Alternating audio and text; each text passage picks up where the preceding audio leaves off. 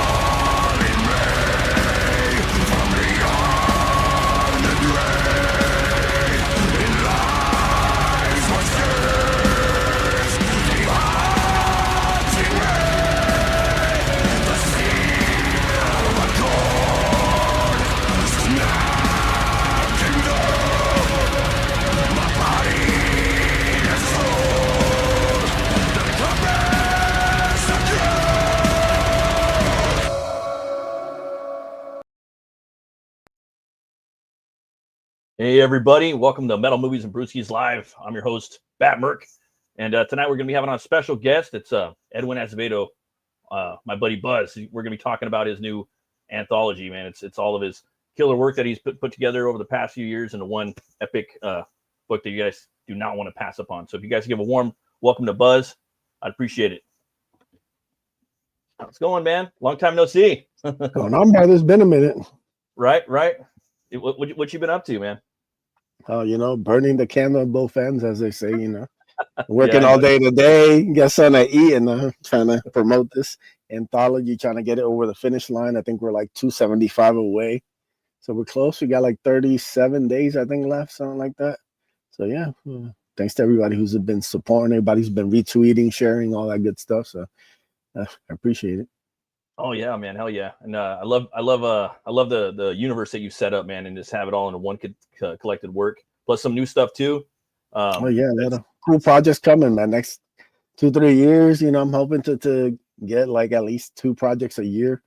And then and I already got ideas for the next anthology. So keep the ideas flowing, keep the there's different artists that I've talked to, I want to work with. So I'm always reaching out to different people, getting different stuff done. So you probably won't see it for like 3 years, but when you do, it'll be awesome. So that's how we do it.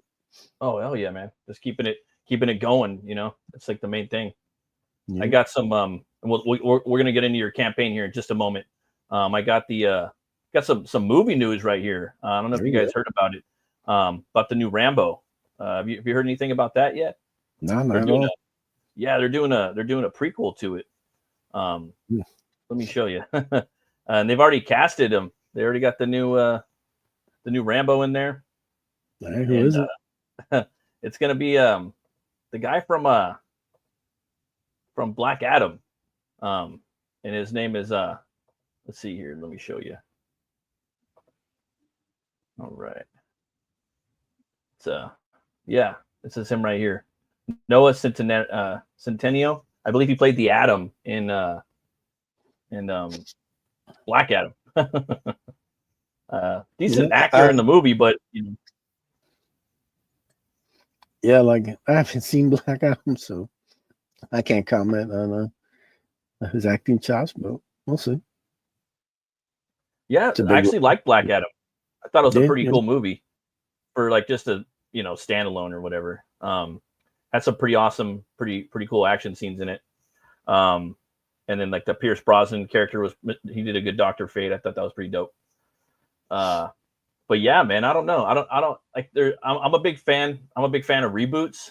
I didn't used to be. I used to be kind of like most people where I thought reboots were bad, but no, sometimes they make better reboots than the original films, and it's a good way to kind of reinvigorate the IP into the zeitgeist, so people could watch one movie and then go check out how good the first one usually is, and usually the first movie's better, Yeah. But Rambo, I don't know, man. I don't know about that, dude. I don't know if I'd really like, want a prequel. Yeah, Rambo's a tough thing. Even like I remember watching the fourth one. It's just like there's nothing wrong with it really, but it's just it didn't hit the same. Like I think Rambo's one of those products of its time. Like the first one, especially the first one really just kind of had everything in there. You know, he kind of turned into like a superhero, like a comic book character, like by the second movie. Oh, hey, what's up? Thanks for stopping by, man. I appreciate you. Jason, what's going on, brother? Yeah, there's Jason right there. I don't know, man. I'm a big Rambo fan, but I don't know. It just like the guy, he don't even look like Rambo. It kind of makes me think of that like that one book your boy Zach did many years ago. It was a Rambo First Kill, and that I actually backed it. I never got the book though. I got the Simon Bisley cover. But I wonder if they're gonna take anything from that. I wonder if Stallone has anything to do with it.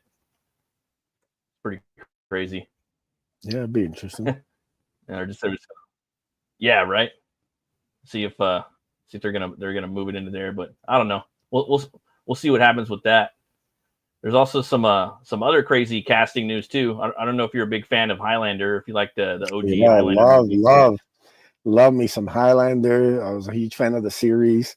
The first movies, like in my top 5 of favorite movies. So yeah, huge fan. Oh shit! Do you hear the new casting news for the movie? I did hear about the villain, which I'm really disappointed in. Not really too happy.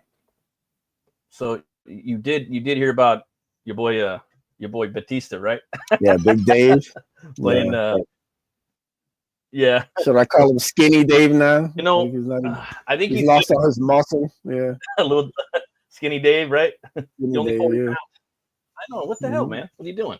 You know? Nah. I think it's kind of criminally uncast in this role. I don't know. It kind of doesn't fit, you know? Yeah, they're setting him up for failure, man. The Kurgan is such just doesn't look like him. You kind of need like. No, the thing that made Clancy great wasn't like, just his size. What is it? It was Clancy Brown. Yeah, the thing that made him great, it wasn't just his size, it's the fact that he's actually a really good actor. So he could be super intimidating, and then he could be kind of funny and just do all these kind of weird stuff. So he has a range that I don't think Dave can hit. Yeah, and a lot of people. I mean, you're a wrestling fan, so I'm glad I got you here. A lot of people say he's the best actor to come out of WWE. Do you agree with that? Yeah, but that's not really saying much. It's not really a high bar, you know. Yeah, right. The Rock basically pays himself. Cena plays a degenerate.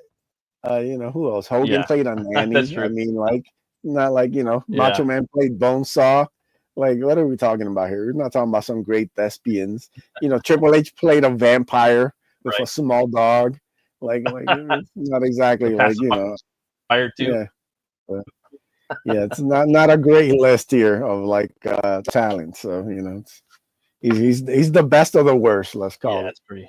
I guess the bar is kind of low, right? Yeah, for sure. The best of the worst. You're the best of the worst. Yeah. He's also going to be playing Beowulf. Did you hear about that? Oh.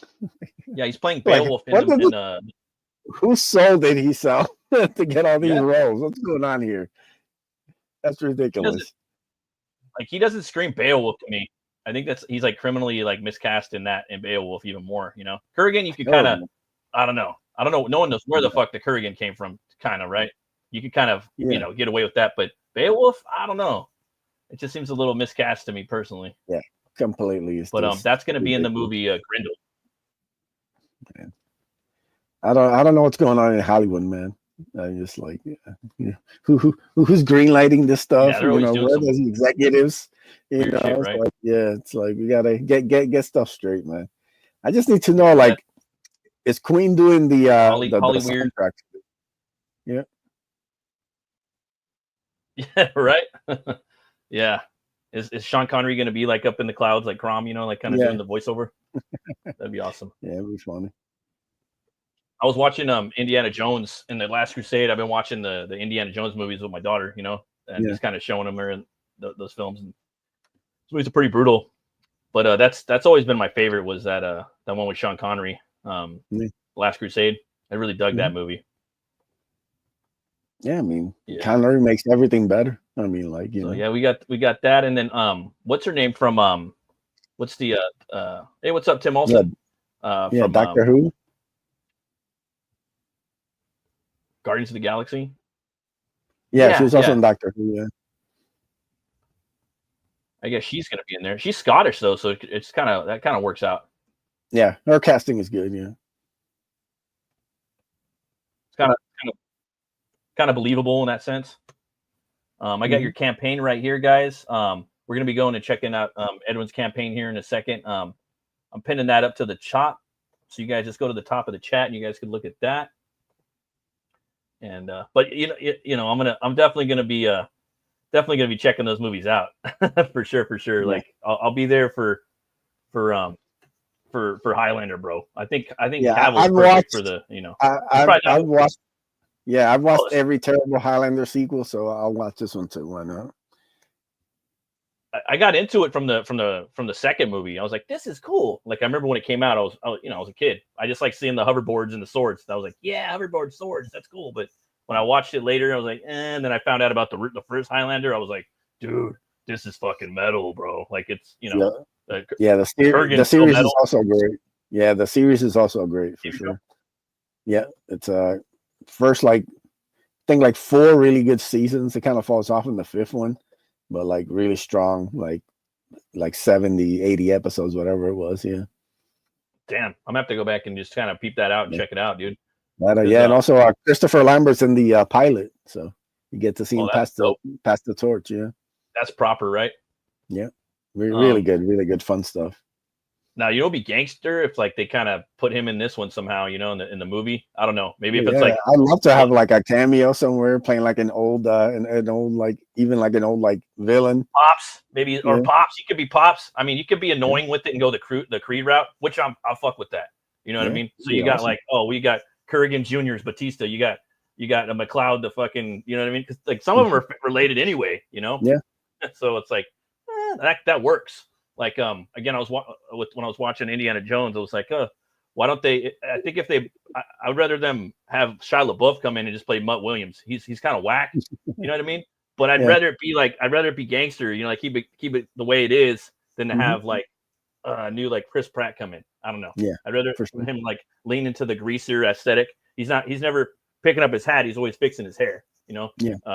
Indy's always fixing, you know. So you got those two different characters, and then I would bring Harrison Ford in as the Sean Connery old like dad, like bitching all the time. I think they could at least pull one movie out of that. I think that would be kind of fun. Yeah. And have Spielberg direct it, but that'll never happen. Let's see what these dudes are saying in the chat. We got a K-pop in there. How's it going, K-pop? Thanks for coming on. What up? And yeah, man. Let's go ahead and show off your campaign, man. I actually have it pulled up right here, or would you like to share it? I mean, no, man. You can go ahead. My StreamYard connection isn't the best sometimes, so it's better to have somebody else kind of pull it up, and I can go through it. Oh, sweet. Yeah, I'm still trying to navigate like my style on this new setup of StreamYard because I took like a 3-week break because I had to do a lot of stuff, a lot of family stuff, and I came back and like everything was kind of moved around, and they had like new apps and not apps, but just new new setups, setups and stuff. So I'm still trying to like figure that out, you know. But yeah, let's get into that. I got a little kind of horror metal news for some fans of Freddy and Jason. We'll talk about that a little bit. Oh, nice. Let's see here. I'm still hoping for a Freddy versus Jason too, man. Everybody wants that. They want that, or Freddy versus Jason versus Ash. I don't care. I love the first one. It's complete, just like right on my alley. I remember watching in the theater, and it was funny. There was these little like 5-year-olds there. I was like, "Why are these little like 5-year-olds doing at this movie theater?" But it was getting anxiety. It was so good. Like I wanted to like hit something. I was just like so excited and giddy. Like it was so good. At the end of the movie, the Tom and Jerry shit, right? I was like, this is too good. We don't deserve this. Like there was that, and then the Wolfman with Benicio del Toro. I got giddy like that when it like just all that movie put me like that, and also the Evil Dead TV show. I was just like really happy. Like, oh, this is so cool. Like, I don't know, man. You ever watch something and you just really like impressed by it, and it's better than what you thought it would be? For sure, man. Like, it's like me, like I think like Sons of Anarchy is one of the greatest shows ever. Like, I've never been interested in any sort of bike or anything. But they made the character so captivating that, like, I was like, I want to get patched up, son. Give me that hog. Let's go. Like I bought into it after like just like a handful of episodes. I was like, man, I hope this show stays. And then it had like 8 seasons or whatever. So, we got to see the whole thing. But yeah, no, that's a tremendous TV show. Like, they don't make them like that anymore, sadly. FX used to be the bomb, man. They used to have The Shield, all these great shows, man. And then there's this one. He did the Sutter dude, like him and his wife Peggy from Married with Children. She they had this one called The Bastard Executioner. Did you ever I heard about that. I heard about it. I never watched it though. Yeah, it's like 7 episodes. It's like I only had like a season. I was like, man, that's too bad. Yeah, it sounded like dope. I was right on my alley. I just, by that point, I was just like binging stuff. By that point, I was like, oh, I'll wait till it's over. And then once I heard it got canceled, like, oh man, that's just too bad. Like, that's something Edwin would like, because I kind of know what you're into. You're kind of you like pulpy shit and like stuff that's kind of out of nowhere. The Spartacus TV show, yeah.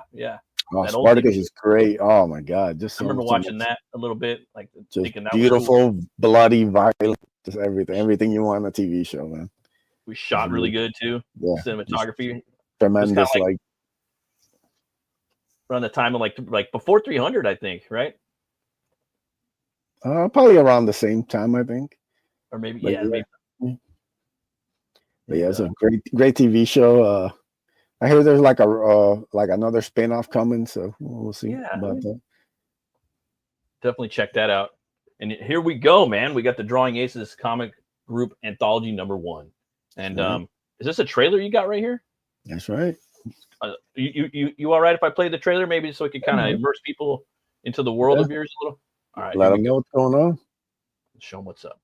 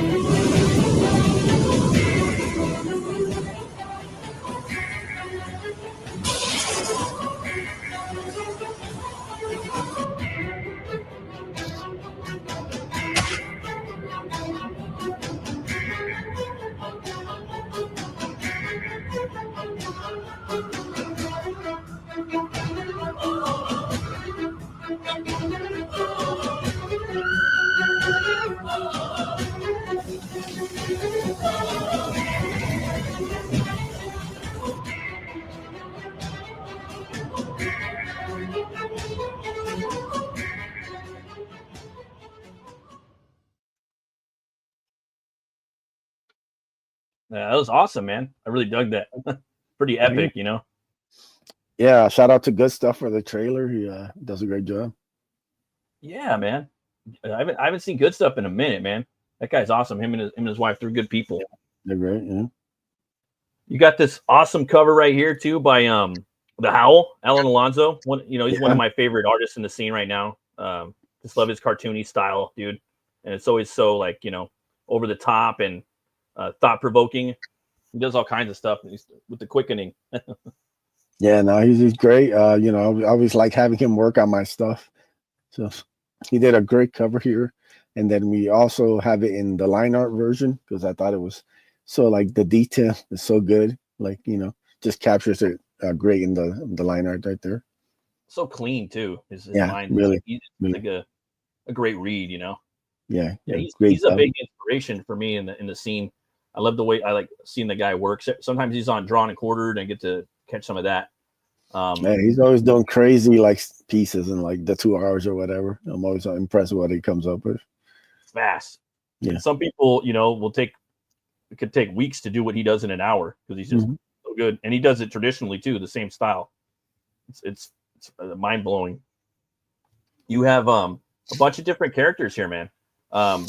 You mind maybe talking about a little bit of these separate, basically, worlds you got here within this universe of yours? Yeah, so basically, this anthology, I see it as a showcase of all the different characters and all different worlds. All of these take place in separate universes. They don't cross over with each other, so you get to kind of get a glimpse of each world, and each kind of artist brings their own kind of style. So Like we have stories. Yeah, we have stories for the Ace. We have a story for Raid of the White Leopard, one for Bloodbone, and then we introduced 2 new characters, one called Xavier and the other called Blue Blaze. And then we also have like a secret 6 story that we won't talk about until people get it in their hands. So shit, it'll be fun to kind of get people's thoughts on everything once it's finally out to people. But yeah, this is it's a really cool little project. I've had it in my mind for a little bit, and everything just kind of came together. I was like, let's put this together. First time on Kickstarter too, so thought it was a good time to bring something like this to Kickstarter for my first project. Oh yeah, and it looks like you're doing pretty good over there too, man. Yeah, so far so good, man. I think, like I said, we're like less than 275 away from getting it funded here. And we still got like 30, I think like 36, 37 days, something like that. So yeah, that's awesome. And then right here, it's David Diaz. That's right. So this is the Ace. I call this the a prelude to the Ace. Basically, you can slot this in right before Ace Volume 1. Oh, okay. So you have David shows David growing up in his relationship with his father, who was a pro boxer. Oh yeah. So it kind of gets to his childhood, and it ends right leading up right to like the first issue. So I thought it was a really nice, pulpy, man. Yeah, you know what I mean? Really, yeah, Brewsky's did a great job capturing like this kind of unique style that he brought to this. It works really good, especially as like a flashback or like a prelude. So it kind of fits in nicely, and you can get to see the first couple pages there with dialogue and everything. That's cool, man. Little backstory. That's fucking awesome. Kind of showing like David as he's growing up and everything that he's dealing with. So it's a little fun little story right there. I'm a big fan of the Ace too. So for me, getting that little backstory, because like for those of you guys, I'm familiar with his works, in the Ace, and that story is just like action packed. It keeps going. You know what I mean? It doesn't let up. The 3 issues. I love it. And so for me to see a little backstory about this and him being a boxer, and a lot of your stuff's pulpy, man. And I love the pulps, and that's just that just another thing about those is they always have like really cool boxing stories, so it just even more makes it even more cooler, and then you have a Xavier. This is a new character, huh? Yeah, so this is introduction to Xavier. Basically the idea is that Xavier is the world's greatest superhero. He's kind of like a Superman analog, and he ends up suffering a terrible tragedy. He loses his fiance. So he ends up leaving Earth after that, and then he returns several years later, and by happenstance he ends up rescuing this young woman here who's being attacked by a gang of thugs. But the twist is that she's an exact doppelganger of his fiance. Oh, that's cool. So it kind of freaks him out, and then it kind of leads him on a quest for answers, trying to figure out who she is and like if she has any ties to his former fiance. And that's when he tracks down his former teammates. He has like a Justice League analog, and he kind of starts reconnecting with them and finding out everything that's happened since he's been gone. And we just say, like things kind of took a turn for the worse after he left. So he kind of has to deal with the fallout of that. And this is an interesting story because I've had this in my head since like I was like 18. I graduated high school. Yeah, I always saw this maybe as like a movie and stuff. It's kind of it's kind of like a bit of my take on something like Watchmen. So it's kind of like we introduced this subplot here, and then it kind of takes a turn to something bigger. So this is kind of like the first kind of introduction. Yes, I'm really curious to get people's thoughts on it. I love Raphael's art. I think the page right after this, I think it's insane. And when people see, I think they're gonna flip out. when they see it. And it's really beautiful artwork and really kind of fun story. And I hope people want more of, love to put out something bigger than just like a couple pages of Xavier. That's cool, man. And so he's like a kind of like a superhero that Yeah, again coming back, right? So he's probably like Superman levels of strength, right? yeah, he's not the power skill's broken with him, And like Yeah. one of the fun things is like my idea is like in the book, there's like a flashback right after these first 5 pages, and you see him like younger, and you kind of see like some of the past where he really like shows off his strength and stuff. And writing that has been so much fun. So hopefully, do something more long form and put together maybe like a 16-page ash can or something to really like hook people up, and then with some dope art and some cool stuff. What I liked about the character is he looks very grounded, and he has superpowers. You know what I mean? And for me, this is a hard genre to crack. But when you can crack it, you can really do a good job with it. Yeah, I wanted these guys to be like throwbacks. Like even though it's kind of like our time, like their technology and stuff doesn't really develop like us, so they're kind of more old school. Like their costumes are more kind of basic and kind of handmade. There's not really fancy spandex or anything like that, So DIY. Get it more grounded to kind of match this kind of more grounded, kind of darker world. Because when I see that, I don't picture that. You know what I mean? Yeah. So it's very, and I'm just like, oh shit, like I would never see him as a superhero of like that. Yeah, like, exactly. That's what like vigilante or something. Like that's. I wanted to like strip all of it down. I didn't want any of these guys to really have any like traditional superhero costumes and stuff. Yeah, no, it's the and I'm obviously I'm a comic book fan, but I really like fantasy a lot and horror, but I do love comics, superhero books, and I like Superman. Death of Superman was my jam, and the Rise of the Fourth Superman and Doomsday. I love that character, but it's just it's hard visually to nail that character arc. Like it's been and then the deconstruction. But so for me, I definitely want to personally do something like that at least once before I die. I have a character too that I created, but it's hard to do. And by what I've seen, what you've done here, it gets me excited for the character even more now. Yeah, so it's fucking awesome. Xavier, and then we got Bloodbone. Yes, it's a short story. Has Bloodbone tracking down a serial killer who's hurting women in his little kind of woods. So this takes place right after the ash can. So you basically see him becoming kind of like the unofficial protector of the city. So he's putting the smackdown on all these bad guys here. And it was a lot of fun. Maxi Dallo did the art, really just beautiful. I love the atmosphere he set up. Just in a couple of pages, you can really get the story where it's going. And he's got does a great really style. I love his take on Bloodbone. I think it's really cool and a little different than Donald's, but it still works. Yeah, no, I'm a big fan of Dallo's work. He's killer. Can't wait to see what he's doing with Brian and Adam. It's gonna be sick. Mad Dog, Mad Dog Morgan. And what he did with he does a ton of work. Great artist. Love his work. And we got the rate of the White Leopard. Yeah, we're bringing back the first 7 pages I did for Alterna. That works as the lead up. So it's basically showing a band of Viking raiders getting caught up in a storm. Then they wash up on a mysterious island. I really think like Raid of the White Leopard kind of went under the radar in a lot of ways. Yeah. And, I wanted to get more eyeballs on it. And I think this is like a good way to kind of bring this to a new audience. And I want to do a second chance with some bonus pages and stuff. So kind of get people kind of more interested to kind of check this out and then get the full book one. Again, we're, like I said, probably like 5 or 6 additional pages to kind of lead up and setting up for a book 2, because Avery just destroyed it, man. He killed it. The art on this is fantastic. Every page just really like comes to life.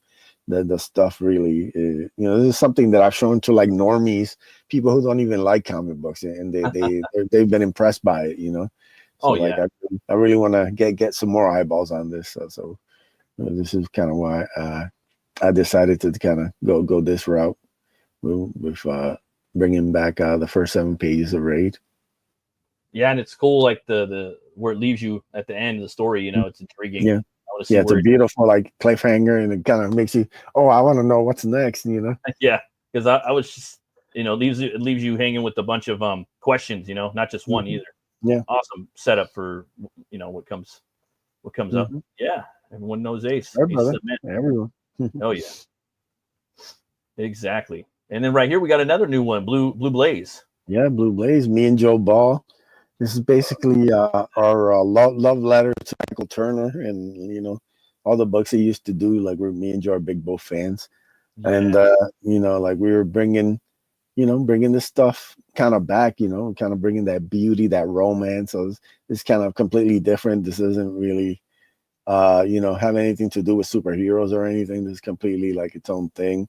It's about a young woman who wakes up on a small in a church in a small New England town with no memory, and thanks to like one of the young men from the town, she ends up kind of finding answers to who she is and why she's there. And it's really something different than anything me and Joe have done. And it's really about just kind of bringing beauty, bringing some romance, some mystery, and telling its own kind of original like tale, So Oh, absolutely. Yeah, bringing something different. And I was looking at the art in here, man, just loving Joe Ball's work. Yeah, like really put tons of detail and just really you see. I love that bottom panel there; just captures her perfectly. And so this is what you can expect, man. Just kind of bringing this kind of different style, different kind of storytelling. It's gonna be fun, and this is the introduction to the story. We want to do like a full Blue Blaze kind of #1 until like this kind of one unique kind of one shot of a story, bringing a lot of beauty, and some people can kind of like collect and really want this to be like something that they're proud to have like on their shelf. We have a lot of high hopes for that. Oh hell yeah! Maybe a leather cover or something. They'll come up with some cool stuff, as we work on it. A little something. Offering the original Bloodbone ash can here. Oh, covered by Ricardo Jaime. Love that put cover. this out originally as a foil ash can. So this one we're just doing like the line art. People, it's one of like my most liked kind of tweets and anything I've ever shown is when I showed that Ricardo art. Just really captured Bloodbone perfectly. Yeah, so we're kind of gonna get you hooked up, get you all caught up with Bloodbone for Bloodbone #1 next year. That's gonna be awesome. I love that piece, man. Just nailed it. Really killer. And then you got the awesome Donald art, really some of his best work.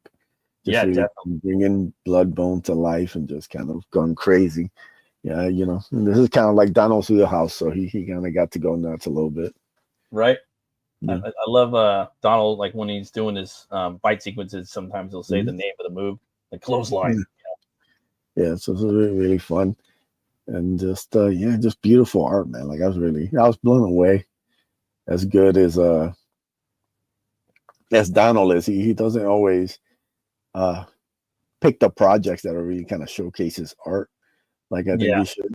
And I think Bloodbone really, like when you go through all of Bloodbone, you're like, man, this is so sick. And Really shining.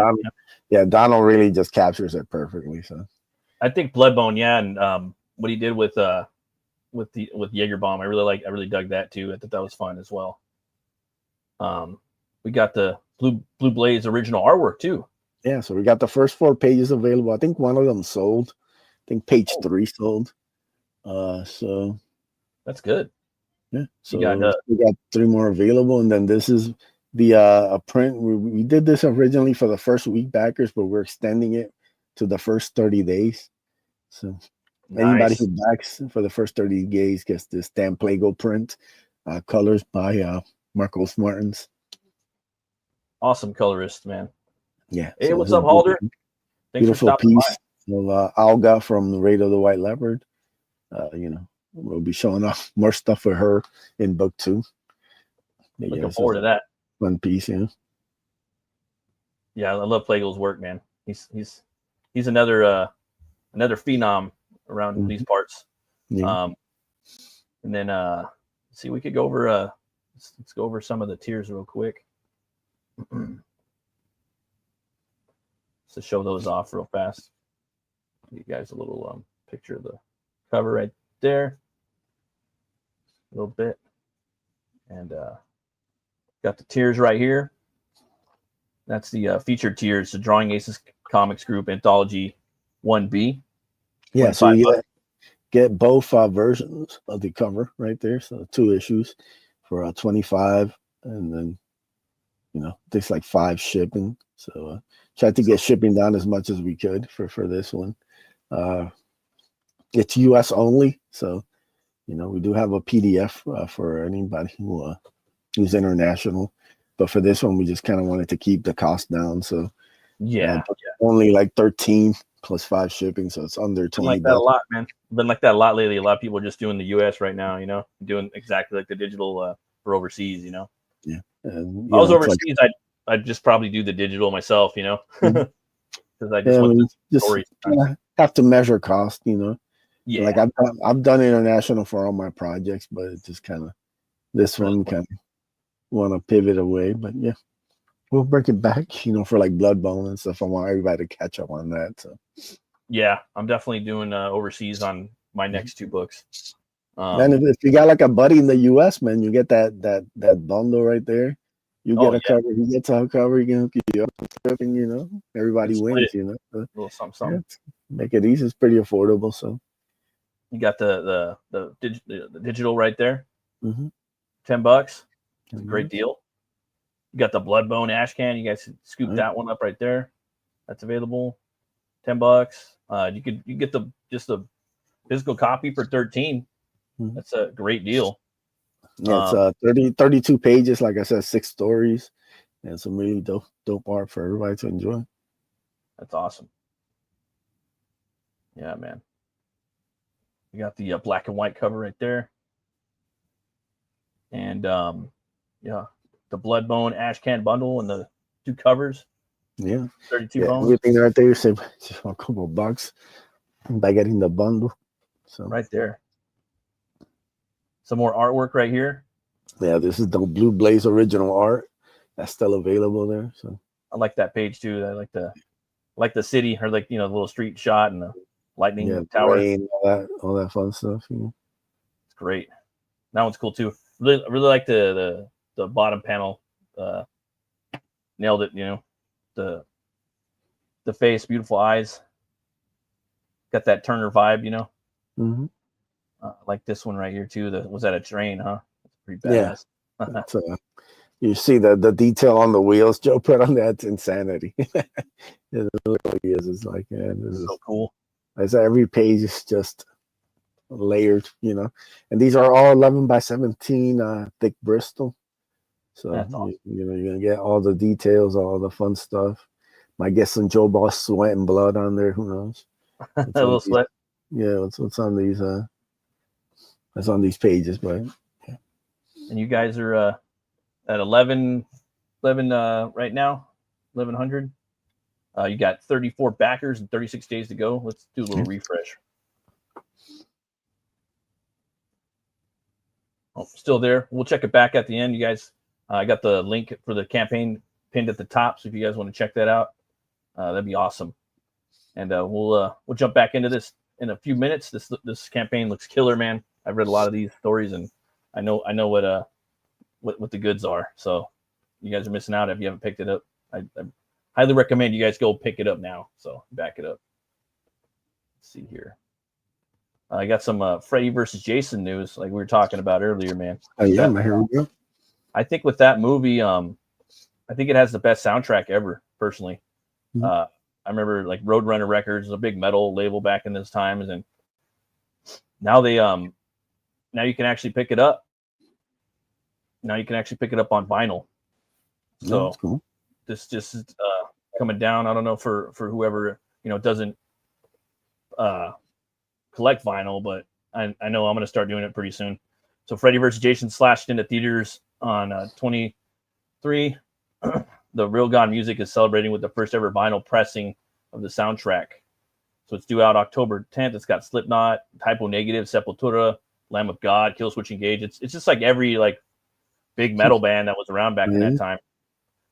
It has the title track at the top by Il Nino. How Can I Live? That song's a solid banger. For you that don't know about El Nino, they're a Latin metal band with 3 drummers. Pretty fucking badass. Highly recommend checking them out. And then my favorite band on here, In Flames, they did a Trigger. That song's on here too. So looking forward to that. Devil Driver, Swinging the Dead. That song's badass. There's just so many classics on here. So this might be my first vinyl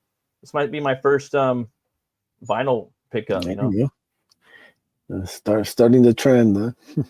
Yeah, right. Well, it's because you got vinyl. That's like cool to sit there and chill and listen to, like, you know, having a little whiskey maybe. But then, you know, you get a CD or you're streaming. You put that on a boombox when you're barbecuing, kind of. You know, the sound is like compressed. That this is, you know, it's more expanded with the vinyl. Yeah, man. I really wish they would make a sequel to this though. Yeah. I think they dropped the ball on that. I think the movie made a ton of money, so I don't know. It was one of the biggest hits that year. So it's still my favorite out of all the movies. I like out of all the Jason movies and Freddy movies. Like, what's your favorite Freddy movie? Freddy vs. Jason. What's your favorite Jason movie? Freddy vs. Jason. It's like where I started. Then I go into Nightmare, like the first Nightmare, and then I like first Nightmare. Yeah. New Nightmare. I like New Nightmare was my second. Thought that movie was just cool, a movie within a movie. And then this one, and then Nightmare or Friday the 13th. I really like the reboot, man. The first reboot. I thought that was just killer. By the Derek Mears one, the one directed by Marcus Nispel. Hey, what's up, Shadow Punk? Thanks for stopping by, man. Hell yeah, man. You got a new book coming out pretty soon. Looking forward to that. Yeah, man. Everybody's dropping, man. This is summer of books right here. Right. Summer of the books. And then right now I got a little horror movie news coming out. It's actually comic as well, series, and it's by Garth Ennis. I've always heard about this book, but I never picked it up. I would always see it inside of Diamond catalog, but I would never, you know. And that's the Crossed movie. Are you familiar with Crossed? No. It's it's pretty crazy. So these are some of the actors right here. A little synopsis, like the post-apocalyptic comic book adaptation from Garth Ennis. It's these guys star in the movie, and they're the group of leaders, strangers thrown together as they attempt to escape northward away from the infected, known as the Cursed. In this world, those affected by a mysterious disease appear to have a cross on their foreheads. With these people follow their worst impulses. Imagine if zombies were just humans who, with intellect, you know, but they're like basically like serial killers. So I don't know. Have you ever heard of this before? Crossed? No, not at all. No. That's interesting. Yeah. So I would always see it in Diamond catalog in the back, you know, Garth Ennis Crossed, and they would just have these brutal covers, and I always thought it looked like an interesting book, you know, a horror book, and they all have the crosses on their forehead and stuff. So I'm looking, I might check that movie out for sure, man. Looking forward to that. So, yeah, that news has been out there for a while, but I just came upon it the other day. So definitely look out for Cross by Garth Ennis. Are you a fan of The Boys? Do you like that show at all? I like the first season. Yeah, Garth Ennis. Yeah, he's a pretty dope writer, man. I like some of his Punisher stuff. Some people don't like it. They're like, but some of his Preacher stuff is pretty cool too. Kind of interesting. Did you ever watch the Preacher show? No. Yeah, it's pretty cool, but yeah, it's got some weird some weird stuff in there, some interesting stuff, entertaining. Yeah. Then I got a little cryptid for you guys to check out. So let's see here if I can pull this up. This is the Lackwood Screecher. I don't know if you ever heard of that, but let's check it out. Let's see here. The Lackwood Screecher. This one kind of like resembles a pig, I heard. there's different ways that they show it, but yeah, Lackwood Screecher, man. Not much is known about the Screecher other than it's truly frightening, almost metallic screech. Those who have heard it say it's absolutely bone-chilling. Okay, being in close proximity to the creature itself can cause a painful, throbbing sensation in the head, nosebleeds, nausea, and vomiting, man. The creature also leaves behind hair and dandruff that if it comes into contact with exposed skin, can cause irritation, a rash, blistering, even peeling. In extreme cases, can cause large amounts of skin to peel, causing profuse bleeding and scarring. The creature is yet to be captured on film, and there is, there has been no recent encounters as of the 2018 reports to have been seen. The sightings have been in Quebec, New Brunswick, and even Nova Scotia. So there's not really any pictures of this. They're just showing like sound waves, but I have seen some stuff online where it's dude, this beast is like this like squealing pig from the water, and I'm just reading that. I'm like, that would be a killer villain for like a comic book. You know what I mean? Even on like an alien world or something like that, because it sounds very extraterrestrial, but or even something for like a barbarian to fight or a Viking or something. Yeah, like you hear this weird screech coming from like some secluded dark place in the woods or something. The hero has to go in there. You're like, what is that? It's like the hairs on your neck. Yeah. I'll do that sometimes with my kids, or I'll do a little screech or something to wife. Like, what the fuck?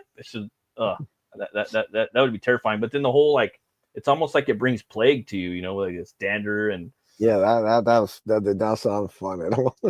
I'm just like, that's pure horror movie, man. Like because these cryptids, that's in the top, probably my top 5, and I've gone through like I think like 70 of these cryptids, Yeah.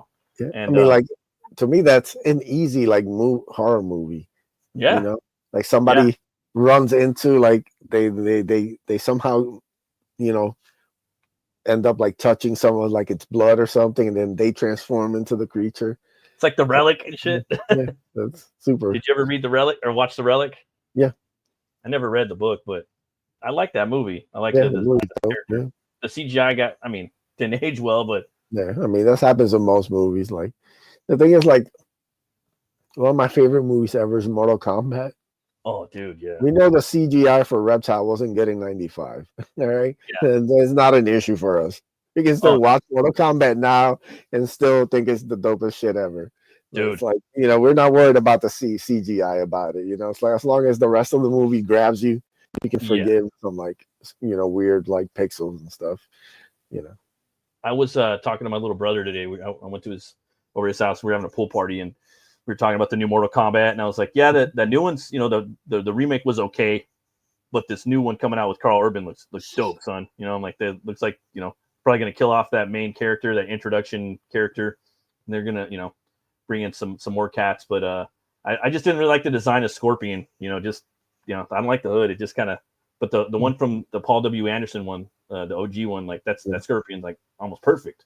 Yeah, and that movie's just great. Like it's that guy, man, great director, bro. Like he was on fire in the 90s. I really something about like the simplicity of like everything that they did is really like when you think about it, like Goro's to this day is still one of the most impressive things ever put on film. The fact, even though that thing was falling apart, the fact that they got as many cool scenes out of it as they did, it's like God bless them, because it must have been a nightmare to deal with. Nightmare. I heard it was like 16 people that they needed to puppet that mofo.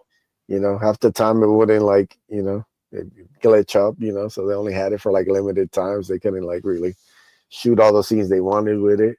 But but they still made it look super impressive. So there was like a care about stuff like that back in the day. There's a lot of stuff that's missing, I remember that like Reptile in the movie, because Reptile at that point, because they only had probably like 30 characters, I think, when the movie came out. Like now they have like 70 fighters you could pick, or somewhere around there, 50 to 70, something like that. And Reptile was my boy. You know what I mean? Reptile and Baraka. Reptile was awesome, man. And in the movie, I'm like, what's up? And then they throw him in the statue at the end. He comes up, it's like, he transforms. Yeah, Reptile, and he comes up. I'm like, oh, okay, all right, that's my favorite part of the movie. Reptile. Yeah, man. It's like they really set, like they had the battle in the woods with Johnny Cage and Yes, and the pine. Scorpion, and then it goes to like his lair, and then you have like they're fighting in like that monk kind of cave, whatever, Yeah. with Liu Kang Wigs. and Zero. Get Yeah, and down then here. he fights Reptile in Outworld. Like each one had like such like an awesome kind of setup. Like It was good. It felt lived really in well too. The done. world. Yeah. Like he was on fire, dude. With like if you go and look that director up, like for the '90s and the early aughts, like he's got Mortal Kombat, Event Horizon, Soldier, Alien versus Predator, Resident Evil, like this. All those movies, they're fucking dope, dude. I just watched his latest movie, and it was entertaining, but the movie felt like an old video game, graphic cutscene. But it was dope, dude. It's that one. I think it's into the Badlands or into the Darklands or something like that. The one with Batista and his wife. He put his wife. Did you see that one? No, I've heard about it. Yeah. It was entertaining though. I definitely recommend watching it at least once. And it's written by it's a Game of Thrones writer, J.R.R. Martin, and Batista was good in there. He's like he was good in the movie. Like it was fun. I enjoyed it. Like popcorn. Like I think you'll get a kick out of it. I think it's a real knee smacker. I'll have to check it out. Yeah. It's on. I think it's on Hulu right now or something, or Prime for free. I don't know. Have you been checking out Alien Earth, by the way? No, I'm way back on Alien. Like everything since like Prometheus. That's the last Alien thing I saw. I can't keep up with it. It's too weird. I just want stories about these xenomorphs killing people. Like dude, I don't need no extra lore. It's like this one. It's like it brings lore to it, but it grounds it too. It makes it real basic. Yeah, okay. I was like, good. Dude, this is fucking good. Like, and it's on episode 3. Yeah, I think you'll dig it. But in some spots, like it gets going and it kind of slows down, and it gets going. It's probably one of those shows where I have to binge because I can't. Yeah, I would binge it. Like it's been so long since like I could do like episodic. Like I said, I used to do episodic for all the FX shows. But after that, I just kind of like I need to binge it. Like, give me like a whole season. I'll watch it over the weekend. Like let me just get going with it because it's right after it's right before Alien. It takes place it's right after Covenant and right before Alien. So it's like the prequel to that. And it's dope. It's dope. Shadowpunk, was that a real animal? No, it's just a cryptid at this point. So it hasn't been proven yet. So we'll probably start getting more information about it as time goes through. They're making it up. It's still impressive. Yeah, no, it was very well written. Is Carl Urban doing the new Dredd movie? No, I don't think he is. The producers of that show, The Boys, they were working on that, and they're working on something else now. I forgot what it is. But they were going to do a Judge Dredd show. That was what they were going to do. But now it looks like it's going to be a film, and it's going to be directed by and written by Taika Waititi. So I'm very let down by that. I'm not excited. Sorry. I'm sorry, Planet Earth. I apologize. Alien Earth, yes. Alien Earth, hard recommend. Because I went into there kind of like, well, what are they doing here? But it feels like I'm watching a prequel to the movie Alien, like straight up, like, and that's good. Everything, all the tech is low tech, and the high tech is low tech, and it's, I don't want to spoil it, bro. It's got some cool little concepts in there for characters, But so that's the Lackwood Screecher. That was the name of that monster. I got another little fun movie. It was on Indiegogo. It's a little movie trailer. I don't know if you're into. Well, you might be into this, some slasher stuff. But this movie is it's a Bigfoot slasher, and I can't remember seeing any like Bigfoot slasher movies that were any good after Abominable. That movie was pretty dope. I don't know if you've seen Abominable, but it's like Alfred Hitchcock's Rear Window with Jimmy Stewart, where you're sitting in the chair and you're like, oh, what are you doing? Oh, so it's like that, but he watches a Sasquatch murder like a whole group of people, and the actor can't do nothing about it, and it's great. Like the CG, the practical effects are really good. Like it's a great movie. I highly recommend Abominable. But this movie right here, everybody loves everybody loves Bigfoot, right? Oh yeah, man. Trying to find him, man. See what's up with him. I'm just gonna ask. Do you have any Bigfoot comic books that like you've ever like kicked around in your head that you ever wanted to make? No, I've never gotten too much into like, stuff like that. The Loch Ness. That's more something like maybe like if you can do like a TV show, I think would kind of be interesting. Yeah. The idea of dealing with like people finding out Bigfoot is actually real and the government having to like explain it. You know, like the show opens up basically with Bigfoot being found and then outed to the public. So now the government has to like figure out what to do with this creature that they can't communicate with. Yeah. So like that would be like super interesting, you know? Yeah. I was gonna like, because there's so many Bigfoot comics, like that Shinobi Sasquatch. I was like fucking back that years ago, you know. I thought that was so cool. But then there's just been tons, like I think it's Astronaut Sasquatch or Sask. I don't know. There's a ton of them though. There's just tons of them, and I just think it's its own Sasquatch genre. in space. Yeah, it's its own genre. There's another one, Karate Sasquatch or something, Bushido Sasquatch. I'm telling you, like even in the indie scene, like not even you know, there's so many Bigfoot comics. Are like send me some of those. I gotta check those out. Send me some of them. Yeah. And I had two different concepts of two different, like, you know how like your comic books are all in different universes, right? Yeah. So they can just stand alone in their own universes. I had two different universe ideas, pitches, like for myself for Bigfoot books, you know. And one of them was going to be like this hippie stoner Bigfoot, you know what I mean? That's like a bounty hunter that goes around, you know. Like like you said, they found him, but he's like kind of like Hellboy, but he's, you know, Bigfoot. Oh yeah, Bigfoot Bill. That was another one, right? But someone else did something like that. I think it was like Bigfoot and Moonshine or Moonshine Bigfoot or something. Like, but I have another one that no one's done yet, and it's very obvious, like a killer concept. Like, oh damn, that's dope, son. Like no one's done that yet. Even if I didn't do it, I gave the concept to somebody, and an artist and a writer. So, but yeah, I was just curious. That's something I'm gonna start asking fools when they come on here. Like, hey, you got a Bigfoot? You got a Bigfoot comic? Because like, around these parts, there was a lot of werewolf comics, bro, you know? So like, and I've got tons of werewolf ideas, but I just kind of, one day I'll get to it, you know? But love like, I don't think nothing has ever topped Teen Wolf.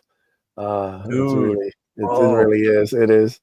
It's just a great movie. It's just such like a good concept. You know, the idea of like this kid who plays basketball as a werewolf. I think so relatable too. As a it really is. I remember. Can't tell you how many times I watched TV, like, especially when I was younger. Like, probably like when I was like 10 to like 15. Like I just watch TV all the time. Like, it was the because I talked to guests when they come on here. It was always the rated version, the TV rated version. Like that's all I got to see. I never, you know, and it was PG-13 regardless. But PG-13 back then was like was almost rated R now. You know, there's a lot of stuff. There's so many PG-13 movies I want to show my kids from back then. I won't even show them because they just got you gotta be careful. Yeah. They got these crazy scenes in them. I'm like, what the? But I remember when that full Bateman came out with part 2. I was about that, like, because he just I was so excited. Like, it wasn't the same. Nah, hit the same. No. But I did like the makeup, and I thought it was kind of cool, you know, like the werewolf beating the shit out of people, like the boxing one. Yeah, I had some fun moments, but just like as silly as the movie is, like it's a really well made movie. Like if you go back and you think like this is really like they knew what they were doing. It's a reason why it was a hit, you know. Like they knew what they were doing, you know. It's like that's the thing. Like you can take almost any concept, and as long as you put the care behind it and you treat it right, it'll work. You know. So that's a great lesson for everybody out there, man. Doesn't matter what the concept is. Just put your all into it. It'll make it work. 100%. And that movie really hits at the end when Scott wants to just be the dude and not the wolf, you know. Yeah. And that song that they're playing it, that when in the end or something like that, like that I was listening to that song the other day, so I was like, dude, this is such a catchy song. I'm surprised nobody's fucking covered it, you know. I'm like, I want to cover this. I want to do a metal cover of this because it sounds dope, and it's like some kind of there's parts in there that could be kind of heavy if you were to switch it up and do like a metal cover of it. Yeah. Let's check out Slash Squatch. Here we go, guys. Get ready to laugh. Blake, get up! Totally Something's indie. happening to Donnie. Oh, hurry up! He's screaming. He's screaming so loud.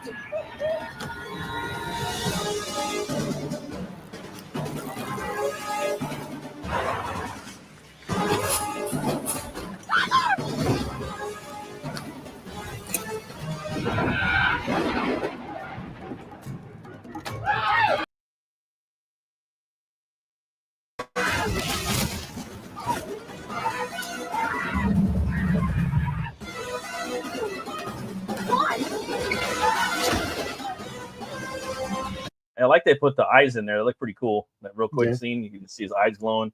Got that Danny Elfman kind of inspired music.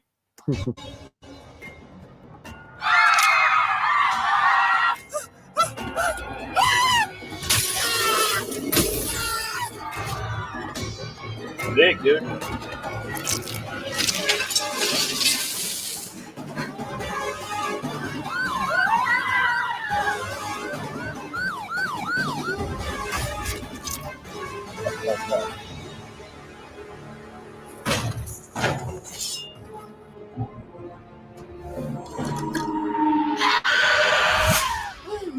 I like how he's not just using his claws. He's, I'm gonna use. Yeah, he's using all these weapons. Yeah.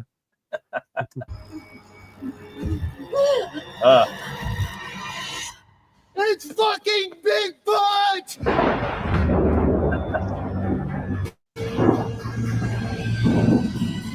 So it's that's just the teaser. So they're still working on it. Yeah. I think it looks just like a fun 80s style throwback. It looks like it'd be fun. I'm definitely gonna watch it when it's ready. But yeah, let's check out the campaign real quick again, guys. Hell yeah. They're also making a ton of Jason stuff. They're not making a movie, but they're making a video game. They're making like 2 TV shows. It's pretty wild. Yeah.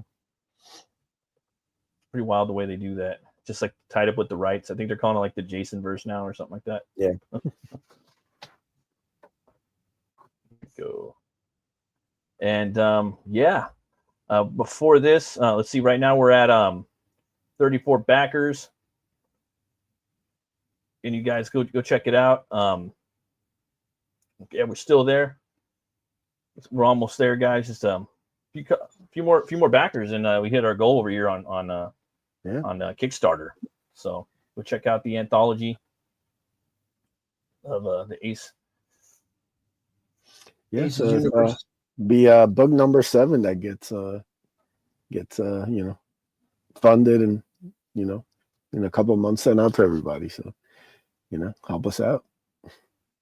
And a bunch of new stuff too for all the OG fans. You're gonna get some new stuff in here too. So come and check it out. Yeah, the Savior, Blue Blaze are really, really good stories. The Ace story, that was actually supposed to be in Ace Volume 2, but it never found its way there. So this is something I've had in my Dropbox for years, literally. So this is like the perfect time to put that Ace story out. So that's fun. And yeah, just catching everybody up on Bloodbone. Like I said, you can kind of get all caught up before we launch Bloodbone #1 next year. And then get everybody ready. You got let's see right here. And then you got just refresh it right now. We're still at the 34 backers, but yeah, again, love that cover. We got Bloodbone coming out next year, you said, with Joe Ball, I think, right? Yeah. Looking at summer next year. It's about halfway done right now, so hopefully we'll be getting the rest of it done and get it out to people, man. It's insanity. Like everything that you've seen so far is as awesome as it is. We're taking it to another level. Like the artwork, the story, the action, everything is just insane. Like when I start, I've dropped a couple panels here and there just to like tease it, but people have no idea what's in store, man. That's next level. It's gonna be an insane book. I'm super, super proud of it, and can't wait to get in people's hands, man. It's gonna be super dope. That's what I love about your work too, man. Like it's very unpredictable, but it also has that welcoming old school comic book reading feel that you used to get from back in the good old days when you read comics. And I don't really get those feelings that much, man. Like there's a couple books here and there, maybe like some, but not like I used to. No, it's like I get everybody has their own style and stuff, but the idea with me when I joined the space, I wanted to like bring back what was missing and stuff like Ace. Really, like that's pure, like that's the stuff I grew up on. I'm a big Darkhawk fan, so Darkhawk's a huge inspiration. So Ace kind of gives you that little slice. If people who remember kind of those days of like Darkhawk, Deathlock, Sleepwalker, Death's Head 2.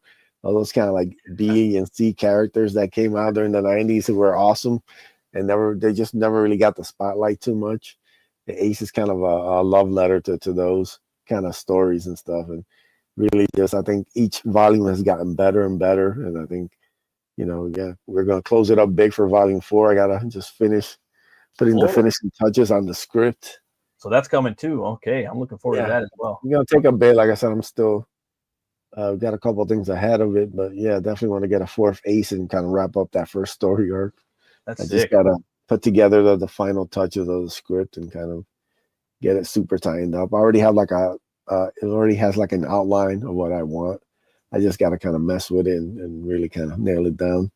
But yeah, man, it's gonna be fun, man. Like I said, it'll be cool to like have all the Ace stuff in one little volume, which would be cool to put out as like a trade. So, and then I also have like tons of art and stuff like I want to include in it, fan art, bunch of different kind of cool concepts. I even have like the first I think it's like 2 or 3 pages, because originally there was another artist attached before Canales. But he had to drop out because of family issues. So I have those pages so like people can kind of see all the things that Ace went through from like initial concept all the way to now. I think it'll be fun to like just make like a whole big trade of that. Oh yeah, that'd be sick, dude. Like you could do like the behind the scenes in the back, like scrapbooking. Love that stuff. Yeah, and I'll also it's like yeah, it's just gonna be like fun, just be able to. That'll be my first thing that has like it's fully complete, so it'll be kind of fun to kind of just, put the finishing touches on that and just really, I'll see how everything, feels like it in one kind of volume of it. So yeah, that's gonna be I could see that one doing really well too over here as well. I'm loving too what you guys are alluding to with Bloodbone, and then again, you said that you got a little something in this book that you're not showing right here too, like a little surprise if I'm not mistaken. Yeah, it's a Bloodbone teaser by Joe Ball. Oh, okay. It's gonna be included on this. It's a really sick piece. It's giving you a glimpse of everything that's coming in the book. And yeah, it's gonna have like like I said, that surprise 6th story that we're throwing in there. That's gonna be fun. I want to get people's thoughts on that. It's just kind of putting everything together. We've been doing it over the past 5 years, man. It's been 5 crazy years here making indie comics. Right. It's just kind of giving you a glimpse of past, the present, the future, kind of tying everything together, man. So I'm excited for this. And like I said, if this funds and everything, we can get a second anthology series. Like I already have ideas and scripts that I'd love to like get done and stuff we can introduce there. And like I said, each book is like a learning experience to me. So like you kind of learn what works, what doesn't, and kind of make it better for the next one.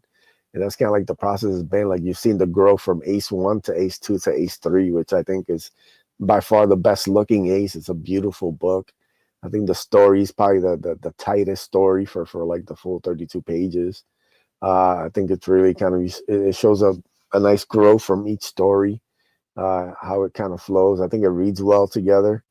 So and like I said, same thing with like when we do the book 2 of Raid, like as great as I think that was, and I think it's probably the best thing I've done. Like I'm writing to make it better. I want to push Avery to even be better, if it's possible, because Avery just knocked it out the park. But like the story I want to tell, I want it to be better. Like I just like want to keep pushing, and each thing leads to something better in the next one. So it was just kind of like the ground floor. So with the second anthology, there's all sorts of cool, crazy stuff we could be doing. Really kind of blowing people's minds. Are you always writing like all the time? Oh man, I got so many scripts. Like literally yesterday, I was pitching Joe an idea. I was like, Joe, what do you think about this? I read him the whole thing, and he's like, oh, I dig it. I was like, all right, that's something else to put it. We call it like put it on the list. So yeah. Oh yeah. Each of us will come up with an idea and be like, all right, we gotta put that on the list of ideas. So we'll mark that one down, make a little note of it, and just like who knows? Maybe it'll get done, maybe it won't, but it's there just in case we wanna do something different and kind of pivot. And like I said, I think that anthology will really give like, we could really do some dope stuff. Like I have some stuff that be like done, like scripts that already done that I just need like an artist and like tell them to go. It's a little one hitter quitter, like a 10-pager that's designed for that. Yeah, just like a one thing right there, and let it breathe and kind of see where people go. Yep. Yeah. And also like the feedback. This is the cool thing about like With Yes. Kickstarter, you can send surveys and stuff and really get like ideas about like what people are digging, what they're not. So yeah, I'm really interested. Once people actually get in their hands, I kind of want to pick their brains like a couple months after and just be like, what did you think? You know? Let it settle. Are Mhm. you when you're writing, are you like writing, like texting like stories down in your phone, things like All that? the time, notes, all different little. Just like an idea of like a character name I'll have. Yeah, I'll be totally. like so and so, blah blah blah blah blah. Like with Bloodbone, like initially it was just like a name. It was just Bloodbone, and That's a then I dope name. started like, yeah, started thinking like, Bloodbone. What is Bloodbone? Thinking like, obviously he's a vigilante, and then like he's got a mask, and then all this ideas just start flowing, and then you start kind of like, then you start working with like, Joe did the original design for Bloodbone, and then it kind of went passed from Joe to Donald, and different people have kind of tackled the look, so it's kind of I think like we've kind of come up with like a good fit of what Bloodbone looks like, So, Oh, but absolutely. each guy that works on them gives them a different flavor and taste, which is Always, also right? something that I like about comics. Like the idea why Ace looks different depending on how most people draw him is because I'm not tied to like one thing. Like, yes, Ace looks like Ace by Canales because Canales is drawing Ace throughout. So he's, Yeah. Canales has to keep him. But everybody else, like when they do covers and stuff, I tell them go nuts, man. Just like really, you're like, what the character is. Just make them look cool. Is you want that flexibility, and you want the character to really shine. So letting different people tackle him and give him different things, weapons, different looks, that's always fun to me. Oh yeah, it keeps the character alive in a Mhm. sense. Yeah, I'm doing that too, man. I'm always coming up with ideas, storylines, characters, tons of Yeah, stuff, and I do it on my phone now. I just started doing that like a year ago. yeah. No, I'm a bit of an insomniac, so I'm always up late. That's usually when I write my scripts and stuff. Like I'll be up late, I can't sleep, and I'll get this idea, and I'm like, all right, might as well just write something because I'm not getting any sleep right now. So like I'll just would get up and I'll just write for like half hour, 45 minutes, and then like that kind of tires me out. And I'm like, all Yeah, right, now I can sleep. And then like once the idea's out, I can relax and then revisit it in the morning. Sometimes it's trash, and you're like, oh, what the hell was I thinking? Let's rework this in the morning. got to But work through it. most of the time, it actually comes out pretty good. Most of the time, I'm pretty happy Yeah, with it because it's just like just the muscle is just kind of like sign about the nighttime really kind of brings out yeah, the ideas and stuff. So yeah. You just got to kind of work through it. Like for me, I came up with like a ton of my Butch Cleaver characters and the story like in one night. I was in the middle of the night. I woke up. I was like I ran downstairs and I pulled out a notebook and I started writing and sketching, and yeah, it's just like got to work through it. yeah, And a lot of people carry around notepad and phone. I do both now, just especially if I want to. just like the immediacy, because sometimes you can have an idea and it just goes away if it's not written Oh down. yeah, So it's I gone. I'll send like notes to myself on Twitter for Mhm. something. I'll be like, That's what I do. revisit this, and then like I send later I'll artwork to scroll myself, through and I'll be like, all right, here we go. like here You you go. Like I don't know. Yeah, I do the same shit, dude. That's yeah, funny. you got I had to it. ask, because I wasn't. I don't know. I never wanted to use my phone, but it's amazing. Like I could just, yeah. I got all kinds of stuff in here now, and I like to talk process too a little bit with people, when they're on sometimes. And you got a bunch of like killer like IPs. I hate to use that word, but and the stories that you're writing with all of these, I have most of them except for the ones that are not the new ones. And then we talked about what's his name again? The Savior. super Savior. So we talked about him a little bit, and he's cool. I'm looking forward to that. Yeah. Well, it's a So really fun story. Like I said, it's finally getting it down in like actual like like this way after all those years of just kind of being like a loose idea has been fun. And then Blue Blaze, just something completely different and just like something like we're just kind of experimenting and really testing different things. That's also fun. Like I said, one other thing I wanted to do is like I don't want to do the same thing. Like it'll be hints of like familiarity because I'm writing it, but and there's certain things that I put into books that have like they're almost like a signature, like they're meant to like remind you of something else I've done that's like on purpose. But I want all these stories to be different. Like Ace, deals with like, sci-fi, it deals with, outer space, it deals with spaceships, it deals with aliens, all this kind of crazy stuff. Then you have Bloodbone, completely street level, enhanced humans, no real superheroes, just guys with like enhanced abilities. You have Raid of the White Leopard. It's almost like a timeless story that takes place in its own kind of, this kind of weird island that you kind of figure out what is it, is it like time travel? Is it like, well, what are we dealing with here? All these different things. Then Savior, like I said, like a post-apocalyptic kind of Watchmen kind of style, dealing with superheroes, and then kind of the dark side of heroism. And then Blue Blaze, like I said, bringing kind of romance and kind of beauty back to comics. Like everything's completely different. Even like the 6 stories completely different. Might have some like similar elements, but it's different. It's its own kind of fun, kind of adventure, kind of its own like thing. The way the story's told is different.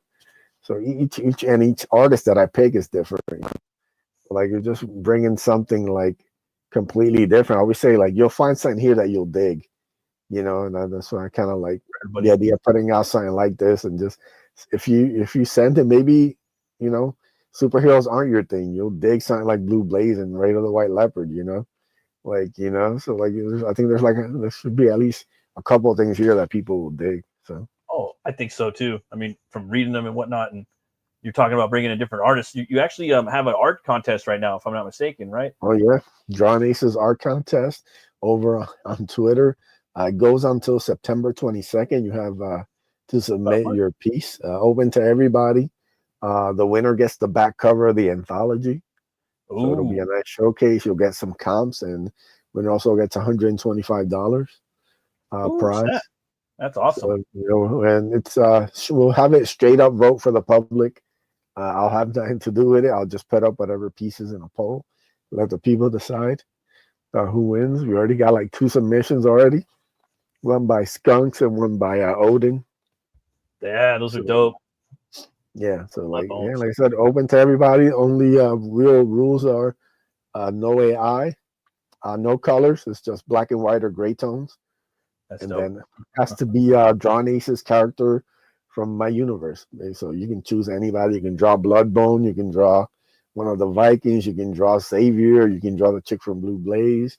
You can draw Ace. You can draw Akula. You can draw Angelique. They don't even have to be specifically in this anthology. As long as it's one of my characters from my universe, you're free to submit. You have until February 22nd. It's another like 4 weeks. So any artists out there, take your shot. Use the hashtag Drawn Aces Art Contest. Post it on Twitter. Like I said, we'll take all submissions and we'll have a vote for it to the public, and then we'll announce the winner. And you'll have like a dope piece you can show off to people. You get your credit in the book, and like I said, you'll get some copies for yourself. Yeah, so I think it's a fun little contest. We did one for Ace Volume 2. So it came out. Jaro won that one. So, that was for the inside back cover of Volume 2. So that's his art there. That's cool, man. It's a good way for all you artists that are watching now, have been watching, and that are going to watch this on the replay. It's a good way to get your eyes out, get some eyes on your work, and prizes is therein. So take advantage of it and get out there and do that. Like you, Halder, if you're still there, get in there. Halder's beast. Jason, everybody, man. Jason, get those pieces out there. Or scratching, get some inks in there. Yeah. The fingernails dirty. Yeah, man, thanks for coming on. It was fun hanging out with you tonight. It's been a pleasure. About a year or something. Yeah, man, it's always fun hanging and picking your brain and talking shop. Us old OGs, we've been here through the wars, brother. Just kind of the last one standing, as I like to say. I'll keep pushing. I'm gonna keep pushing as long as I can. All we can do. Yeah. Oh, for sure. And thanks for coming, man. Where can people find you at? Number one place always is Twitter on my Buzz Acevedo. So give me a follow. I'll give you a follow back. Anything about the art contest, I'll post there. Updates on the anthology, anything, projects coming up, retweets, all my boys doing dope projects. I'll be retweeting out their stuff and just it's a fun place to be. Like I stay on the good side of Twitter. I don't go into the dark waters anymore. That's 2017. Yep. That's 2017 me. Like once 2020 arrived, I've been a good boy. So so yeah, comics, go hang out. Books. Yeah, that's all we do, man. $6, 6 fully fulfilled projects in people's hands. 6 books, super man. Part of everything, and then this one's gonna be a dope one, man. Like I think it's really gonna be something. People, collectors will want. I think it's gonna be on the rare side. I think this might be one of the lower printed books I've done. So it'll be something cool for the collection. And like I said, people know me. I don't reprint and reprint stuff over and over again. Like the covers are usually exclusive. Like there's stuff people can't even find. Let me see if I can move. You see that piece right there? That's the Joe Ball cover right there. He did this as a reprint for Ace Volume 1. Very rare low print run on this. The few people who have it, that's it. Like that's the book. That's you can't ask me for copies of it. I think I maybe have like 4 or 5 left, if that, of it. Yeah. Because I always keep like 2 or 3 for me of everything. But they're for me, like, they're like, it's like my family and stuff, So like, but that's it. Like I don't do the overprint. I don't do like the I'm gonna give you 35 chances of this. The campaign's the campaign until the next one, It's like what do you know? I got a couple more right here. You know what I mean? Like we don't do that. Like everything is super low print. Like I said, anybody who saw the Bloodbone, the first Ashcan with the foil cover, I literally have 2 copies of the foils. For me, that's it. That's all. So that was printed. That's it. And like I said, if you have that, I think that's super dope. Like I think that's like one of the coolest things I've ever done. If you have the foil cover of like Ricardo Jaime's art, and I remember that. And so the shirt. Whoever got the shirts at that time. Whoever got the shirt, that's it. I think I have 1 shirt left. I slept on that shirt, dude. I always wanted super it. Comfortable, yeah. I'm about to make a bootleg like Team of Blood. Like I said, talk to the Diaz boys, get another Bloodbone shirt. But that one, that was it, man. Like everything I do, like everything's got a white leopard right here. That's right. Like it's rare. Like the idea of this stuff was to make it rare, make it collectible, make it give people bang for their money. Like I think exactly those people who paid for that foil. It was more than I charged for like even the second chance, but they got like a nice collectible. They got the shirt. Like I said, those shirts won't be doing that style of shirt ever again. And people just need to understand. You gotta get in there and gotta support it. You know what I mean? And I've been seeing that with a couple of indie cats where they just do the one thing and you ain't never gonna see it again, dude.